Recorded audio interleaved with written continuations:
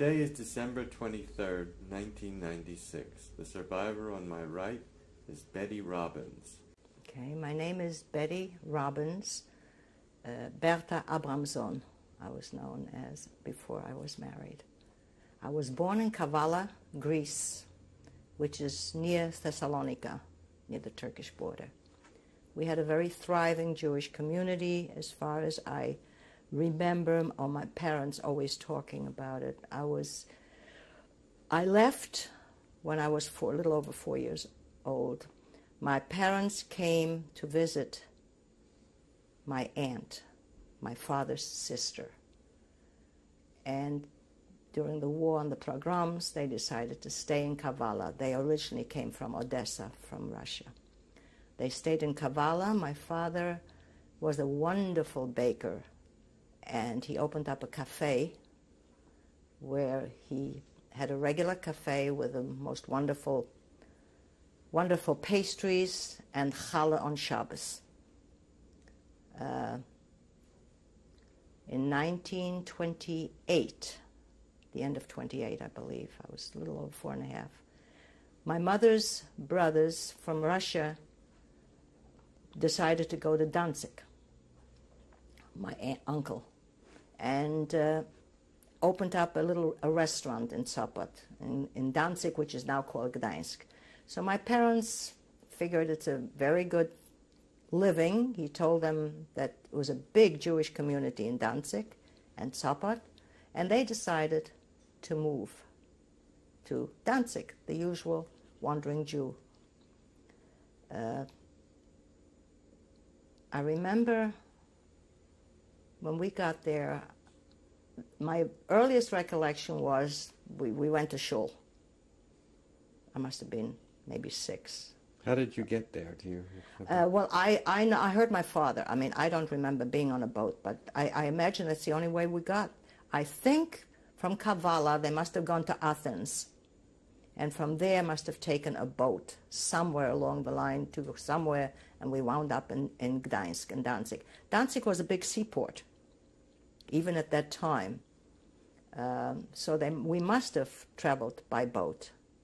I don't think planes, and this was in 1928, and I can't imagine us even thinking of a plane. I really don't remember about a boat either. Kavala was, my first language was Greek, naturally. My brother and I both were born in Kavala.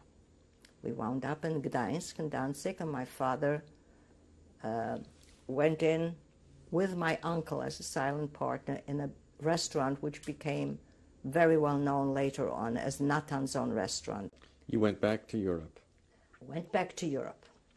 Finally, well, not finally, but we went back 1978 to Greece, because my memories in Greece, I mean, it was wonderful. I had no bad memories of Greece. Went back to Greece, we went to Athens, we flew into Athens, and we decided how are we going to get to Kavala. So we figured we'll take an archaeological tour with the professor of Athens University, who worked us to death, from Athens to Kavala through the mountains.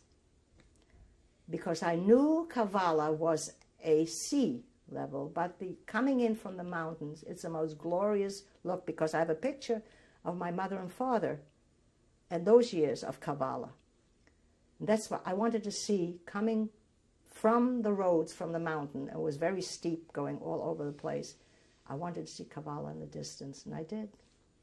Before we got to Kavala, I wrote a letter. How am I going to write a letter to a rabbi? I don't know if they have a big congregation there, if they have 100 people, if they have 2,000, what?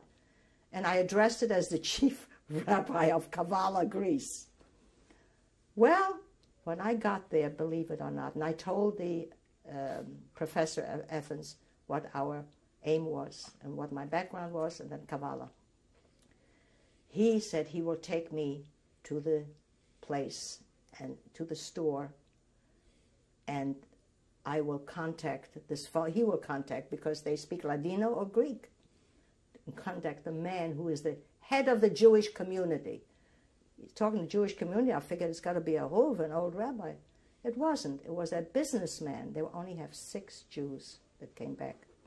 Well, there were 4, and I brought a picture of my family that I had. Only one older man, this old man who was in 1978, he must have been about 80-something, thought he remembered, and he did not let go of my hand. He grabbed me and he held onto my hand all the time. From the store, when he walked me back to the ship, he wouldn't let go. It's as if he found somebody. He was taken to the camps, to the concentration camps. All of them were. But they returned. And I asked the question, I said, why did you come back to Kavala? He said, this is our home. The big businessman, imports and export, called himself the head of the community. They had, above on the second floor, they made a little shul with a Sefer Torah that was buried. They buried the Sefer Torah when the Bulgarians came into Kavala and take the Jewish people away. They buried it, and they got it back. And the old man took me upstairs with my husband. I had my mother's black shawl she always had on her head. I took that with me. And he said he went in the back and he came out with the olive oil, a bowl of olive oil, to light the Yortzeit lamp. And he let me touch. Well, you know, in the Sephardic, I mean, a woman isn't going to come up to the bima. He let me go up. He opened the doors. The little budka that they built, the Sefer Torah was in there, and he had me light the Yortzeit candle in olive oil. Was going to be on. Well, I remember. Did you think that you spoke Ladino when you were so small? Both. I was a little girl, but I was very linguistically inclined at the time. Ladino was spoken as a Jew, but Greek was spoken with my friends. And I could speak So both. Yiddish you didn't speak there. You learned that in... Yiddish I learned from absorbing from my parents. Oh, but they then, spoke Yiddish. Yeah, they spoke Yiddish in the house. And when they didn't want me to understand, they spoke Russian. But you learned Ladino. Ladino and Greek. Because I spoke Greek perfectly when we were in Zapot. We always spoke Greek. There were some Greek friends that we had, Greek Jewish friends. So we went back to Greece, and I walked. He remembered my father, he said. He swore. He thought that he remembered him. He remembered him. Abramson had a cafe on the water. My husband and I walked down to the waterfront, which is, of course, now rebuilt. It's beautiful. And Kavala is now used by all the wealthy Greeks. They go on vacation to Kavala. You took another trip to Europe. Yes, we went back to Zapot, to Gdańsk, to Danzig, which now is Gdańsk. This is a picture of my father's mother, Abramson. First name. Chaya Abramson.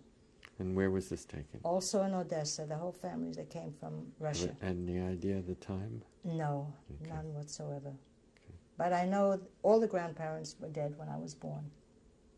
Thank you. This is a picture of me as a little girl in Kavala with my nanny, I guess you call it, the young woman who was taking care of me all the time, in Kavala, Greece. You were about how old, do you think? Oh, goodness. I look like I'm about a year, you know? Yeah. About a year old. Here, this is Kavala, Greece. This is a picture I should have been the Parthenon, and we've taken it again. This is the picture on the left are my parents, and I don't know who the other couple was, in front of the Parthenon.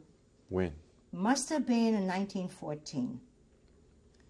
When we went back to Greece, my husband and I, we went to Athens and then took an archaeological tour back to Kavala. But in Athens, we walked, I wanted to see if that, in front of the building, I wanted the same picture. And everything is still there except the bowl, which is in the museum, but that's what it is. We took our picture in the same spot, and the same old photographer machinery was there, you know, the wooden stand with a black cover. That's how he took the picture.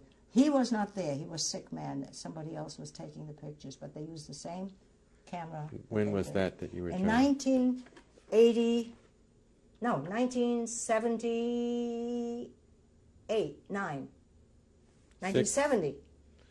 Oh, wait a minute.